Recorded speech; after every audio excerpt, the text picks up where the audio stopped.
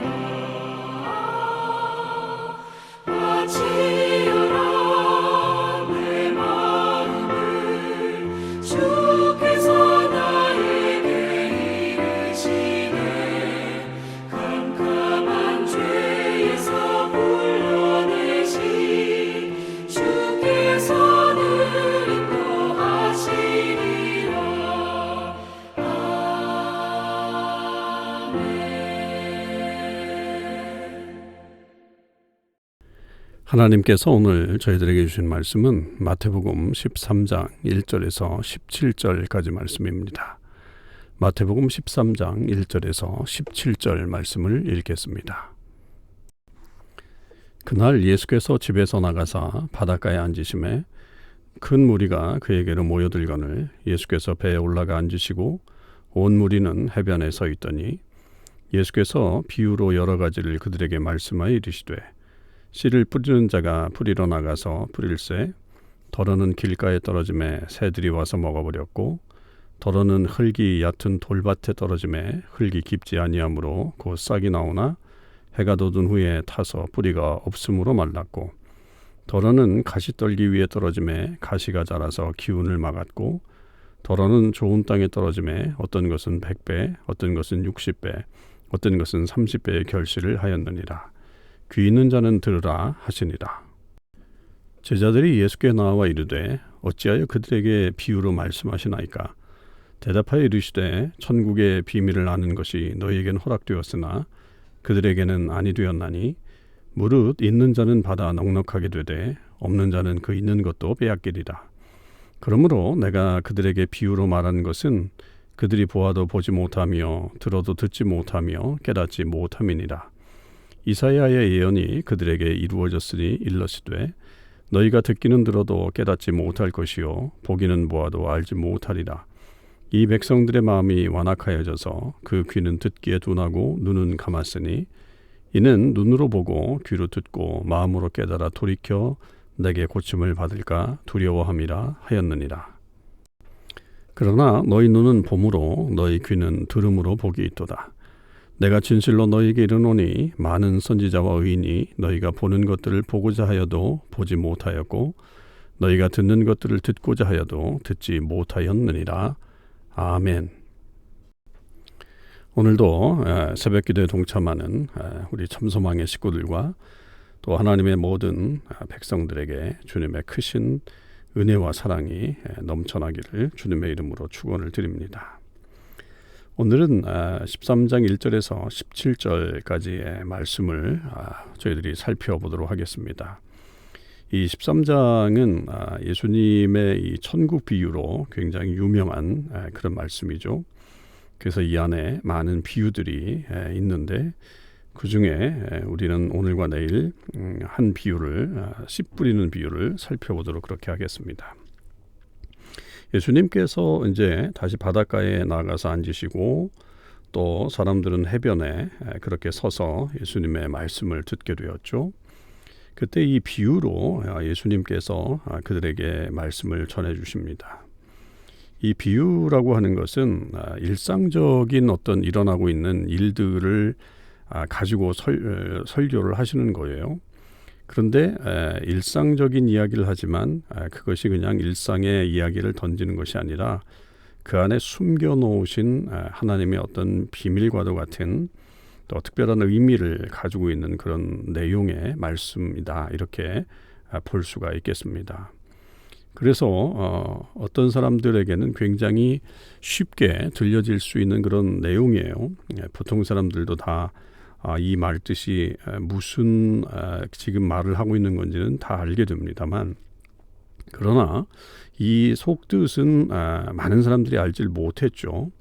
그래서 이 말씀을 통해서 예수님께서 진정으로 전해주시고자 하는 그런 의도가 있는 그런 그 내용들을 담고 있습니다. 이 씨 뿌리는 자의 비유 혹은 또 네 가지 땅에 대한 비유, 뭐 이렇게도 말할 수 있는 이 비유는 우리가 잘 알듯이 어떤 농부가 이제 나가서 씨를 뿌리는 그런 행위로 되어 있습니다.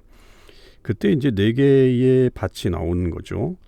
하나는 길가에 떨어지는 씨앗, 그 다음에 하나는 돌밭에 떨어지는 씨앗, 그리고 가시떨기 위에 떨어지는 씨앗, 그리고 맨 마지막으로 좋은 땅에 떨어지는 그런 씨앗, 이렇게 되어 있습니다. 이것에 대한 이제 설명은 우리가 이제 내일 말씀을 통해서 더 구체적으로 보게 되겠죠. 이 해석을 예수님께서 해 주시니까요. 그런데 이 비유를 통해서 결국 우리가 먼저 좀 알게 되는 것은, 사실은 이 농부의 입장에서는 이렇게 잘못 뿌릴 수는 없다. 그렇지 않겠습니까? 그 농부가 밭에다 씨를 뿌릴 때에 이 네 가지 밭의 비유라고 하는 것이 뭐 동일하게 지금 사실은 제공되고 있잖아요. 그런데 뭐 어떤 농부가 이렇게 무작위로 막 이렇게 뿌리겠어요? 기본적으로 이제 좋은 땅에다 대부분의 씨앗은 뿌렸겠죠. 그러니까 여기에서 이 비유가 말해주려고 하는 의도는 결국은 어떤 이 농부의 잘못을 지적하려고 하는 그런 말씀은 분명 아닙니다. 그러니까 우리가 말씀을 이렇게 들을 때에 자칫 잘못하면 그것이 주는 이상한 어떤 교훈이랄까요? 아니면 혼자서 생각하는 그런 것에 빠질 수가 있어요. 이제 그런 것에 빠지면 안 되고, 이거는 이제 예수님께서 이 네 가지의 밭을 어떠한 사람의 마음으로 말씀하시려고 하는 어떤 의도가 있는 것이죠. 당연히 농부에게 있어서는 하여튼 그렇게 뿌리는 사람은 없어요. 그러나 예수님께서는 그렇게 우리에게 말씀해 주시려고 하는 의도로 이것을 들려주신 겁니다. 그래서 이 길가에 떨어지는 씨앗은 새들이 와서 먹어버렸다는 거고, 그 다음에 돌밭에 떨어지는 것은 그 흙이 있긴 하지만 그 흙이 깊지 않기 때문에 결국은 조금 지나서 해가 돋은 후에는 다 타버리게 되는, 뿌리가 없으므로 말라버리게 되는 그런 일들이 벌어지게 되고요. 또 가시떨기 위에 떨어지는 이 씨앗들은 그 가시의 기운 때문에 더 이상 자라지 않는 그런 모습들을 또 그려내고 있고, 그러나 이제 좋은 땅에 떨어진 이 씨앗들은 100배, 60배, 30배의 열매를 거둔다. 그러면서 이제 예수님께서 귀 있는 자는 들어라 이렇게 말씀하시잖아요.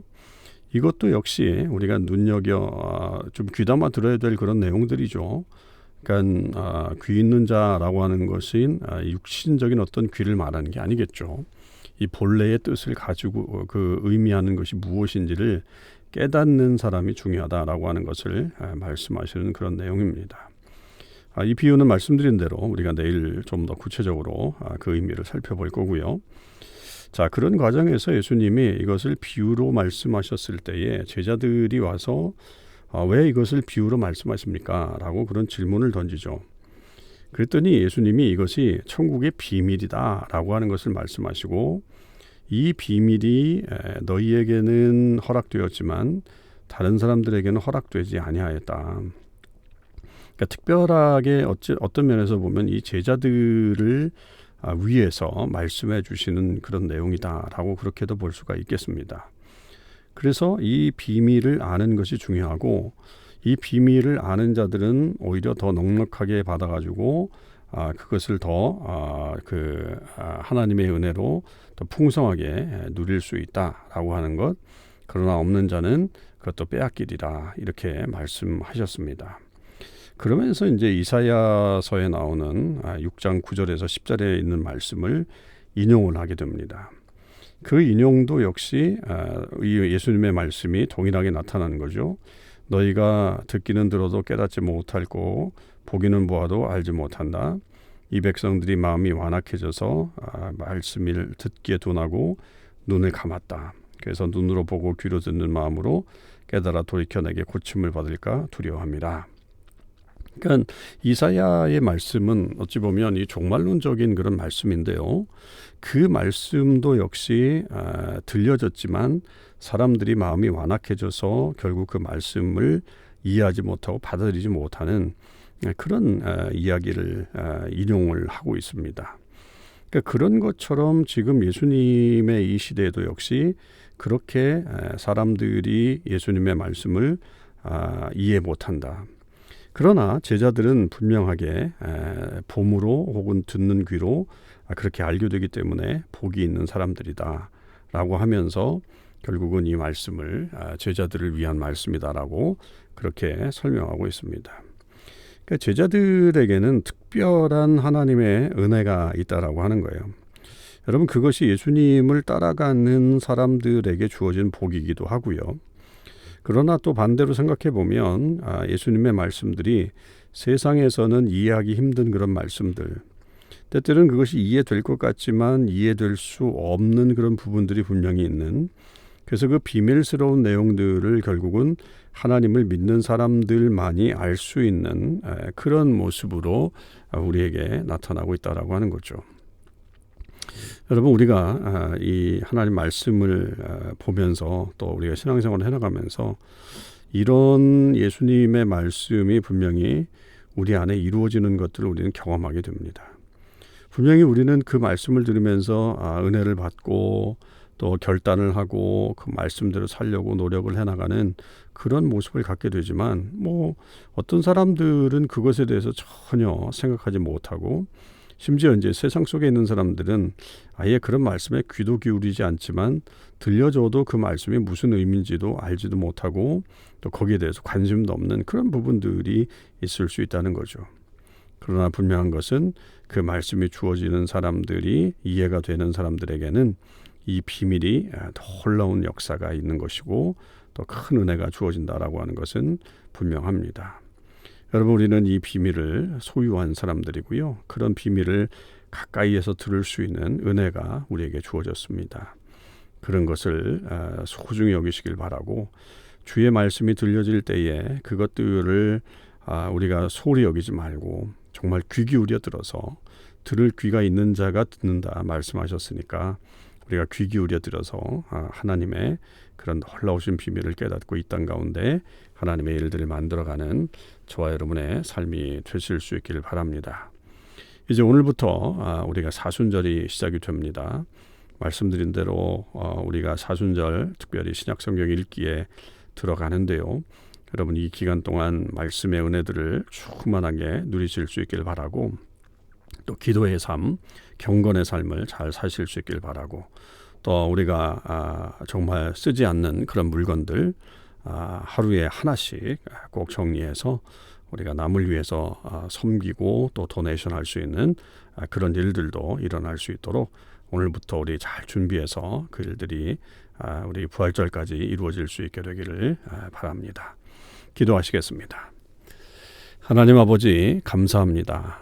오늘도 저희들에게 하나님께서 귀한 말씀을 들려주시며 이제 본격적으로 제자들에게 비밀스러운 주의 말씀을 보여주시면서 비유로 말씀하시는 예수님의 모습을 보았습니다.